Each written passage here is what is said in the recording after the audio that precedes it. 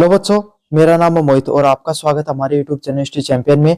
तो जैसा कि आप जानते हो, आपका जो पेपर होने वाला है इन्वायरमेंटल इथिक्स का, किसका? इन्वायरमेंट इथिक्स का जो पेपर होगा, इससे संबंधित जितने भी महत्वपूर्ण पर्सन, इन्वायरमेंट इथिक्स के जितने भी महत्वपूर्ण पर्सन है, सारे के सारे मैं आपको करवाने वाला हूँ। बस आपको क्या करना है, चैनल को सब्सक्राइब कर देना। भाई आपके सामने मात्र 600 विद्यार्थी कम है।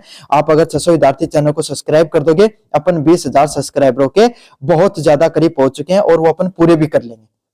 समझ में आ गया? तो सभी बच्चे सब्सक्राइब कर देना। और जो ये पर्सन पढ़ाऊंगा पर्यावरण नैतिकता से, आप क्या समझते हैं, इसके महत्व प्रमुख सिद्धांतों का वर्णन कीजिए। इसकी जो पीडीएफ पढ़ा रहा हूं, ये फ्री में हमारे टेलीग्राम चैनल पे उपलब्ध है। कहां पर है? फ्री में हमारे टेलीग्राम चैनल पे उपलब्ध है। जाओ और जाकर पढ़ो, फायदा उठाया करो फ्री के नोट्स के। बहुत इजी लैंग्वेज में हर सब कुछ, और यहीं से पर्सन आते हैं आपके सामने। पिछला पेपर सारा यहीं से आया था। तो जाओ, टेलीग्राम चैनल का लिंक डिस्क्रिप्शन में दे रखा है। अगर आपको नहीं मिलती है तो कमेंट कर दो नीचे, मैं डाल दूंगा आपको, खुद डाल के दूंगा आपको। बस आप टेलीग्राम चैनल को ज्वाइन करो, बस आपका यही काम है। जो जो मैं बताता रहा हूं उतना करते रहो। साथ के साथ जो कोने में व्यू प्रोडक्ट वाला ऑप्शन है, इस पे क्लिक करके अगर कोई भी प्रोडक्ट खरीदोगे, सबसे ज्यादा आपको डिस्काउंट देखने को मिलेगा। क्या होगा? आपको सबसे ज्यादा डिस्काउंट है वो आपको देखने को मिलेगा। चलिए शुरू करते हैं आपके सामने क्लास की तरफ। पर्यावरण नैतिकता से अपन क्या समझते हैं, इसका क्या महत्व और इसके प्रमुख सिद्धांत क्या होते हैं, उसके बारे में वर्णन करेंगे। यह नैतिकता की वो शाखा है जो मनुष्य व प्रकृति के बीच में नैतिक संबंधों को निर्धारित करती है। नैतिकता क्या होती है भाई आपके सामने? जो हमारे संस्कार होते हैं, जो हमारे कर्तव्य होते हैं, आपके सामने क्या होते हैं, अपने जो हमारे कर्तव्य होते हैं, वो सब आपके सामने किसके नाम से जाने जाते हैं भाई? नैतिकता के नाम से जाने जाते हैं। किसके नाम से जाने जाते हैं भाई? नैतिकता के नाम से जाने जाते हैं। समझ में आ गया? तो मनुष्य और प्रकृति के बीच में जो नैतिक संबंध होते हैं, उसी को नैतिकता के नाम से जाना जाता है। जैसे प्रकृति की क्या नैतिकता है कि वो आपके सामने जो प्रकृति है उसके द्वारा मुफ्त में हमें ऑक्सीजन, जल, तापमान, खनिज, जितनी भी जो मनुष्य के जीवन को सहायक बनाने वाली, मनुष्य जीवन का विकास करने के लिए जितनी भी चीज आवश्यक तत्व हैं, वो हमें मुफ्त में देती है। क्या करती है? मनुष्य को जीवन को चलाने के लिए जितने भी आवश्यक तत्व होते हैं, सब के सब तत्व आपको मुफ्त में किसके द्वारा दिए जाते हैं? प्रकृति के द्वारा मुफ्त में दिए जाते हैं। क्या किया जाता है? प्रकृति सारे के सारे तत्वों को मुफ्त में देती है। अब मनुष्य की क्या नैतिकता है? मनुष्य की यह नैतिकता है कि वो क्या करे आपके सामने, मनुष्य आपके सामने जो जितनी भी चीजें होती हैं जो ये जितने खनिज, लवण, संसाधन, हवा, पानी, पर्यावरण, मन और जीव जंतु, इन सब को संरक्षण करने का किसका काम है भाई? मनुष्य का काम है। तो मनुष्य का यही कर्तव्य है कि वो हमें प्रकृति के द्वारा जितने भी मुफ्त में चीजें मिली, असीमित नहीं है, सीमित मात्रा में, तो इनको हमें बचाकर रखना किसका काम है भाई? इनको बचाकर रखना किसका काम है? मनुष्य का काम है। किसका काम है? मनुष्य का काम आपके सामने प्रकृति से जितनी भी चीजें मिलती है, उन सब चीजों को बचाकर रखना। हमें यह बताती है प्रकृति केवल उपभोग की वस्तु नहीं है, और इसके माध्यम से हमें यह चीज पता चलता है, पर्यावरण नैतिकता से हमें पता चलता है कि प्रकृति में जितनी भी चीजें होती है ना, सारी के सारों का अर्थ यही नहीं है कि आप इनका उपभोग करो। मतलब इसका अर्थ सिर्फ यही नहीं कि सिर्फ आप उपभोग करो, आप आने वाली जितनी भी जनरेशन है, जो आपकी आने वाली भविष्य की जितनी भी जनरेशन है, आने वाली जितनी भी पीढ़ियां हैं, उनके लिए भी आपको बचा कर रखना है। समझ में आ गया? इससे समझ लो, आपके घर में 10 किलो की एक बाल्टी है पानी की, तो आपको क्या करना है, आपके अगर इससे में 1 लीटर आया तो 1 लीटर यूज करो, ताकि आगे आने वाली जनरेशन पीढ़ियों के लिए वो पानी बच सके। समझ में आ गया ना? बल्कि इनका संरक्षण करना ही हमारा कर्तव्य है। मनुष्य का यही काम है कि वो प्रकृति में जितनी भी चीजें पाई जाती हैं, सभी की सभी चीजों को संरक्षित करना चाहिए। यह मनुष्य का पहला कर्तव्य है। अगले वाला प्रमुख सिद्धांत क्या होता है? समान अधिकार।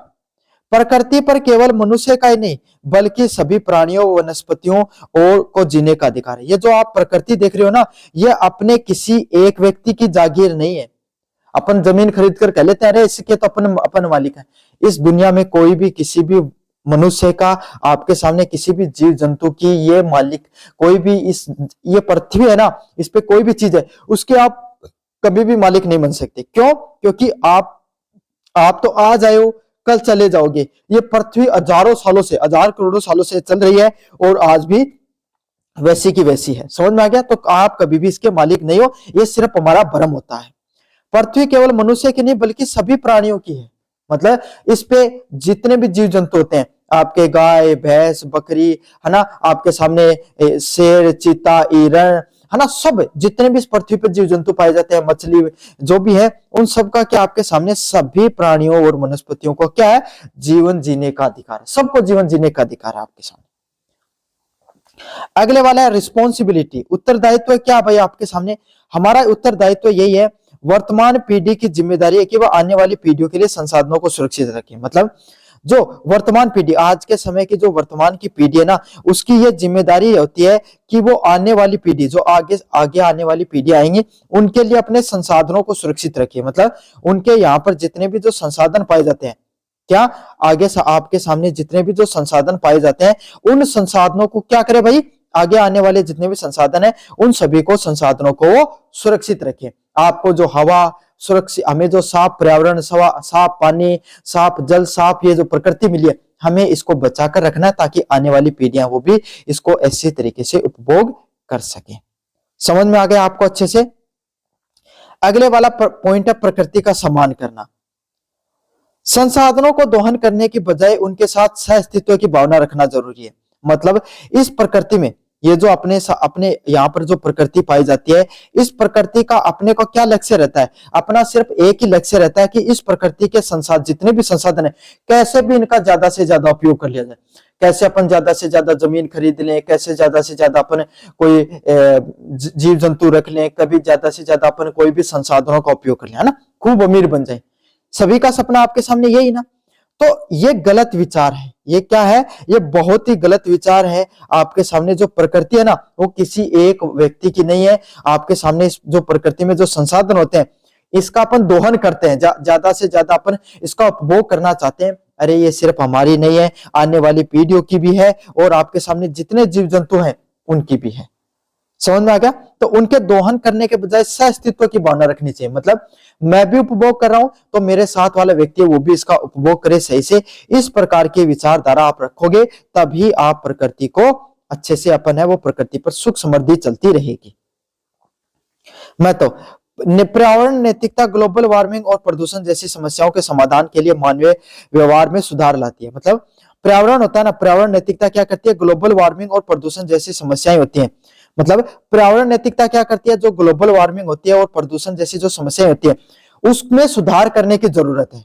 ग्लोबल वार्मिंग क्या होती है भाई, ग्लोबल वार्मिंग से क्या होता है, आपके सामने जो पृथ्वी है उसका तापमान बढ़ रहा है।